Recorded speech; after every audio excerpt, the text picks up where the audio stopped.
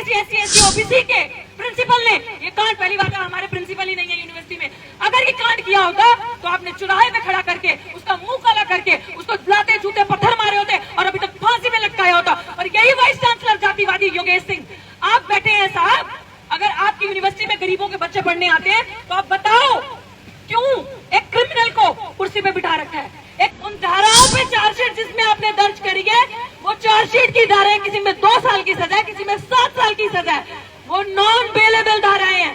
कैसा दलित कहाँ जाएगा, इंसाफ किससे मांगेगा।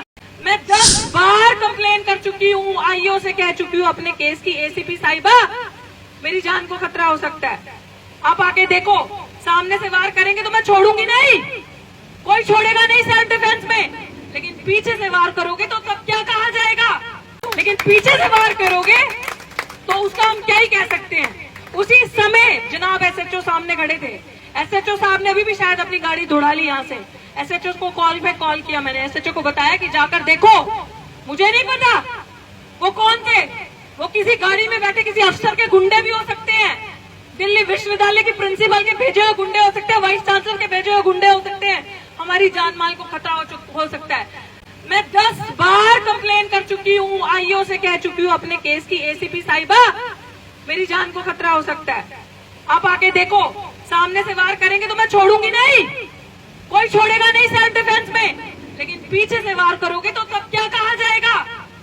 मैं इसलिए बोल रही हूँ, हम तो अम्बेडकरवादी हैं, संघर्षों के आदी हैं, यहाँ बैठे हैं पीसफुल धरने से, कोई भी किसी भी जाति का, किसी भी विशेष पार्टी का हो सकता है यहाँ पे, लेकिन अगर आप इंसाफ पसंद करते हो, अगर आप इंसाफ को मानते हो, संविधान को मानते हो, कानून को मानते हो, तो इस धरने में बैठो।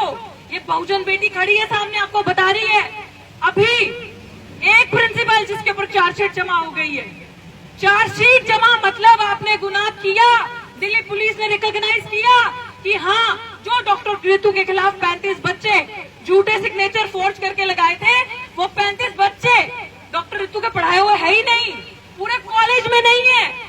बताइए, अगर किसी SC OBC के प्रिंसिपल ने, ये कांड पहली बार हमारे प्रिंसिपल ही नहीं है यूनिवर्सिटी में, अगर ये कांड किया होता तो आपने चौराहे में खड़ा करके उसका मुंह काला करके उसको लाते जूते पत्थर मारे होते और अभी तक फांसी में लटकाया होता।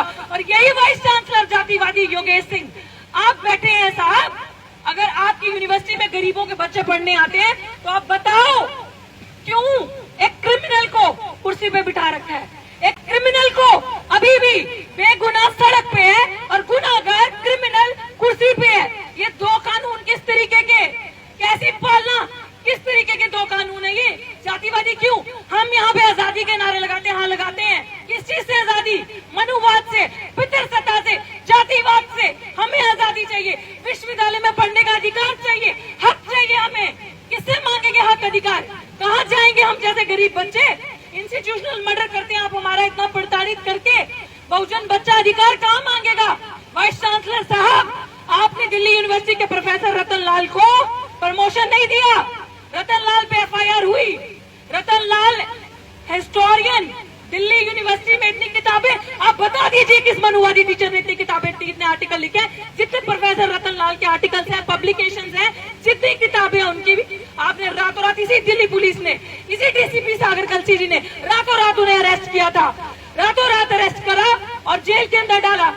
जब उनको आप रातों रात अरेस्ट कर सकते हैं, एक छोटी सी FIR पे, कोर्ट में मैं मौजूद थी, वो गुनाह भी नहीं था, जज भी हंस रहा था कि कौन सी ऐसी भावना है जो हर दिन तुम्हारी आहत हो जाती है, हमारी भी तो भावना हो सकती है, हमारे भी तो फीलिंग हो सकती है।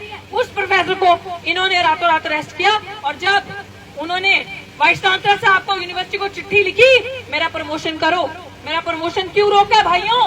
मैं पूरी जो एलिजिबिलिटी है एसोसिएट प्रोफेसर से प्रोफेसर बनने के लिए मैं सारी फुलफिल करता हूँ, उससे ज्यादा ही है मेरे पास।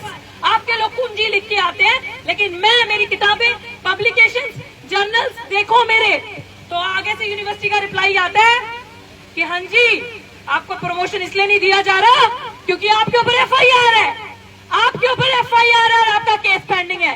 क्यों? क्योंकि वो दलित प्रोफेसर थे। वहीं पे ये डॉक्टर सविता रॉय, ये भी तो प्रोफेसर है, ये क्रिमिनल को देख लो, ये जातिवादी गुंडे को देख लो, ये भी तो प्रोफेसर है। इस प्रोफेसर पे FIR होती है। वाइस चांसलर साहब जातिवादी, इतने जातिवादियों की आंखें बंद रखी हैं, इस प्रिंसिपल को सस्पेंड नहीं किया। इस प्रिंसिपल को दिल्ली DU प्रशासन, पुलिस प्रशासन सब मिला हुआ है। क्यों आपने इस जातिवादी प्रिंसिपल को अभी तक अरेस्ट नहीं किया? जो धाराएं, जिन धाराओं पे दिल्ली पुलिस ने FIR दर्ज करी है इन पे, वो धाराएं नॉन बेलेबल है। उन धाराओं पे चार्जशीट जिसमें आपने दर्ज करी है, वो चार्जशीट की धाराएं, किसी में 2 साल की सजा है, किसी में 7 साल की सजा है, वो नॉन बेलेबल धाराएं हैं। कैसा दलित कहां जाएगा? इंसाफ किससे मांगेगा?